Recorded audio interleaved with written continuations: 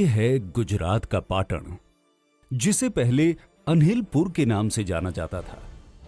पाटण गुजरात की पूर्व राजधानी भी रहा है।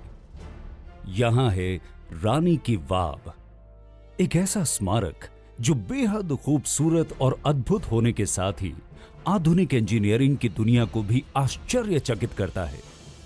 यह भारत में अपनी तरह की अनूठी वाव है। वाव यानी बावड़ी या सीढ़ी नुमा कुआं। जहां ज्यादातर स्मारक राजाओं द्वारा अपनी रानी की याद में निर्मित कराए गए हैं, वहीं रानी की वाव ऐसा स्मारक है जिसे एक रानी ने अपने राजा की याद में बनवाया है। इस बावड़ी का निर्माण सोलंकी राजवंश की रानी उदयमती ने अपने पति भीमदेव प्रथम की याद में 11वीं सदी में कराया था। ये बावड़ी न सिर्फ जल प्रबंधन प्रणाली में भूजल संसाधनों के उपयोग की तकनीक का बेहतरीन उदाहरण है, बल्कि भारतीय भूमिगत वास्तु संरचना का भी सबसे विकसित नमूना है। रानी की वाव सभी बावड़ियों में सबसे बड़ी और सबसे ज्यादा अलंकृत है, साथ ही मारू गुर्जरा आर्किटेक्चर का उत्कृष्ट नमूना है। इसका निर्माण उल्टे मंदिर की तरह किया गया है, यानी डोम नीचे और स्तंभ ऊपर की ओर है। इसमें नीचे से ऊपर की ओर 7 सीढ़ियों की कतारें हैं। 7 मंजिला इस वाव की हर मंजिल पर बहुत ही उच्च कलाकृतियों का निर्माण किया गया है, जिनकी मुख्य विषय वस्तु भगवान विष्णु के रूप और अवतार हैं। लगभग 70 मीटर लंबी, 23 मीटर चौड़ी और 28 मीटर गहरी इस वाव में 500 से भी ज्यादा मुख्य कलाकृतियां और 1000 से भी ज्यादा छोटी कलाकृतियां हैं। इन मूर्तियों में भगवान विष्णु के 24 रूपों और 8 अवतारों के अलावा नागकन्या, योगिनी जैसी सुंदर अप्सराओं की कलाकृतियां भी बनाई गई हैं।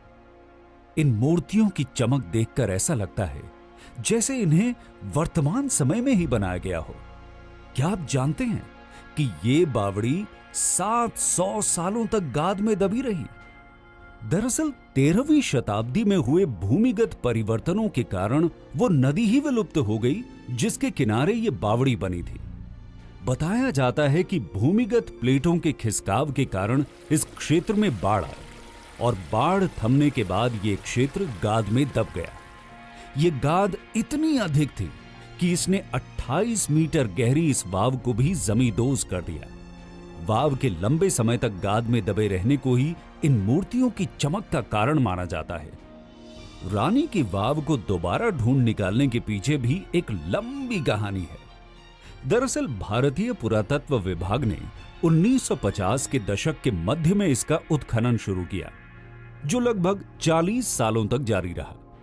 आखिरकार 1980 के दशक के उत्तरार्ध में पुरातत्व विभाग को सफलता हासिल हुई और फिर से ये बावड़ी अपने वर्तमान रूप में आ गई। बताया जाता है कि वाव में पहले 292 स्तंभ थे जिन पर ये मंजिलें टिकी थी, लेकिन अब 226 स्तंभ ही बचे हैं। साथ ही अब ये बावड़ी पानी का स्रोत भी नहीं है।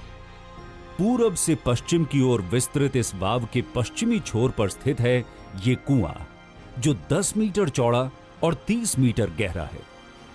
कहते हैं लगभग 50 साल पहले इस कुएं में पानी जमा रहता था, जिसमें औषधीय गुण पाए जाते थे और इस पानी का उपयोग कई गंभीर बीमारियों के उपचार में किया जाता था।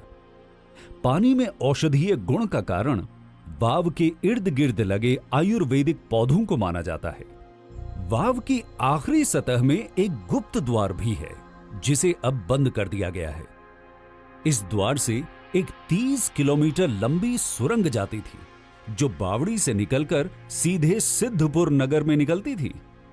22 जून 2014 को यूनेस्को वर्ल्ड हेरिटेज साइट में शामिल तकनीक और खूबसूरती के लिए प्रसिद्ध इस अनूठी वाव को यूनेस्को की विश्व विरासत समिति ने भारत में स्थित सभी बावड़ियों की रानी का खिताब दिया है।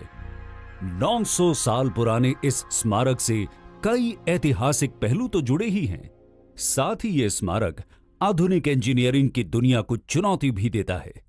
तो क्यों ना इस बार गुजरात जाकर इस बेहद खास और अनोखी बावड़ी की सैर की जाए।